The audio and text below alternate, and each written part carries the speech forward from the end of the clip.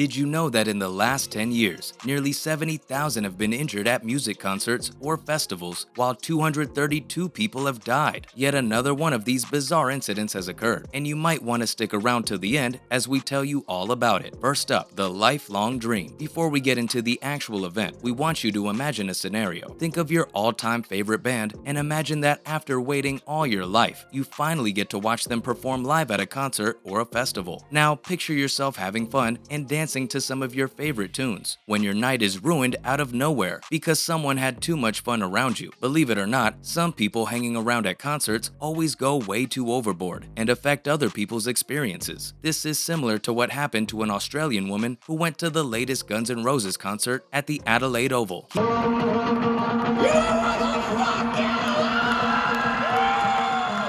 Keep in mind, this concert can be one of the craziest concerts in the world.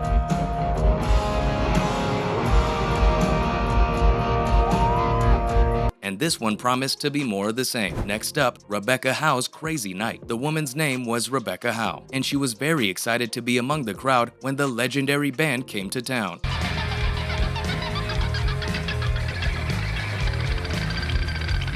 The concert went according to plan right up until the last song. By the time they got to the last song, Take Me Down to Paradise City,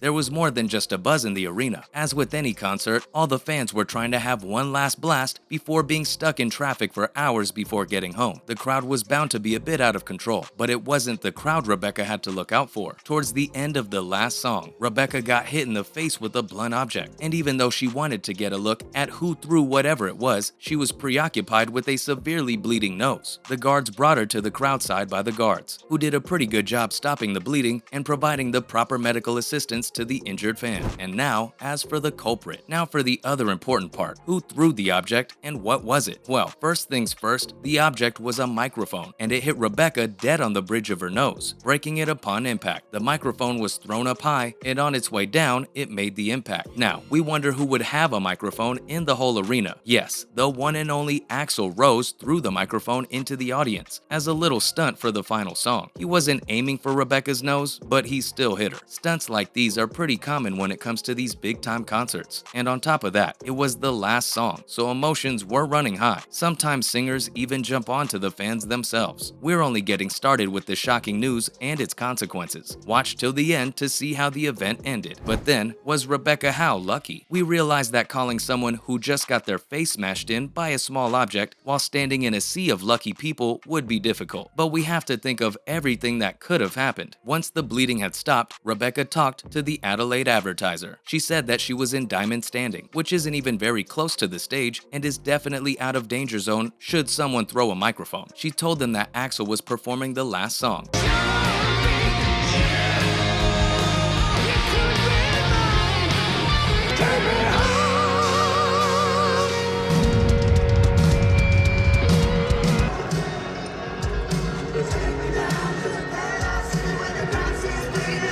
Take Me Down to Paradise City, when he took a bow and launched the microphone in the air. The mic was lost in the lights. Even if Rebecca wanted to duck out of its way, she couldn't. Not that it needed to be said, but she continued to point out how dangerous the microphone could have been. She said, "What if it was a couple of inches to the right or left? If the mic had hit her a couple of inches on either side, it would have hit her directly in the eye. And losing an eye would have been way worse than a bloody nose. And even worse, what if she was looking to the side, and the microphone would have hit her across the temple? A hard blow to the temple could be very damaging and lead to death." So it's fair to say that Rebecca was extremely lucky that only her nose was hit. Not to mention Axl and how much backlash he would have been met with if he had killed one of his fans by throwing a microphone at her. Next up, consequences for Axl Rose. As of right now, there is no official statement made by any of the band's representatives. So for all we know, Axl may not even know about what happened to Rebecca. He should, however, expect quite a bit of resistance because this news is spreading like wildfire, and people people are not happy with his decision to throw a microphone into hundreds of people. What did he expect would happen? Someone from the representative team would have told the band what had happened, and we should expect an apology from Axl and the rest of the band soon. Let's say they do apologize publicly. Would it be enough? Or do we need to call for change? We must remember how angry he was at the people who brought a drone too close to him while he was performing. He issued a statement later which told these drone drivers to play with their toys at home. With news of his latest action circulating, he would do well to expect some more drones in his next concert. Finally, call for change. People getting severely injured at concerts is becoming an increasingly common event, and the authorities need to make some changes fast. There have been deaths before, and if it's allowed to carry on like this, more mishaps are bound to happen. The artists need to be responsible for keeping their audiences in control. If there is anyone with a good view of all the fans, it's the artist, so it should be their job to ensure everyone is enjoying their time in the safest way possible. We need to realize that some people wait their entire lives to attend a concert of this magnitude, so everyone present must be treated with respect and care. This isn't an experience everyone can have again and again, so we need to make sure it counts. That was all about the story regarding Axl Rose's microphone hitting a fan across her face. Now, we will list some of the most horrifying concert accidents and tragedies ever. And now, the worst tragedies and accidents at concerts ever. We can't cover all of them, so we will just mention the worst ones. Sadly, these events grab more media attention than actual concerts, so you may have already heard some of these. First up, Axl Rose yet again. Let's begin with another incident where Axl Rose was at fault. On August 8, 1992, a concert in Montreal where both Metallica and Guns N' Roses were meant to play went wrong when Metallica frontman James Hetfield suffered severe burns in an accident with pyrotechnics. The show was stopped for a while before it was decided that Guns N' Roses would carry on with their part of the concert, but their lead singer, Axl Rose, was late to the stage, and if that wasn't enough, he left the stage a good hour before he was supposed to because of vocal issues. The 50,000 spectators went into a frenzy and started looting and rioting. It didn't take long for people to start smashing windows and burning cars before police had to use tear gas to restore order. Up next, Dimebag Darrell shot on stage. Now we have the story of Dimebag Darrell being shot on stage. Yeah, you heard us right. This former Pantera guitarist was shot in the head multiple times by a fan with a mental illness history. The mentally unstable crowd member was named Nathan Gale, and he didn't stop after killing Darrell. He killed 3 others before the local police managed to shoot him, killing him on the spot. And finally, the Love Parade tragedy. Have you heard of the Love Parade tragedy? We chose this problem because it was completely avoidable, and we must ensure it doesn't happen again. What happened was that 1 million people were allowed into a venue that only had the capacity to hold 250,000. 21 people were trampled beneath the steps of the people, while more than 500 people were injured. This was all because the authorities were greedy to sell more tickets without considering the limit. Well, that's about all the time we had for today. If you enjoyed it, please remember to leave a like, subscribe, and hit that bell icon. Make sure you take care of yourself at the next concert you go to, and keep safe. And while you're at it, how about you watch some more of our videos? Thanks for watching, and we'll see you next time.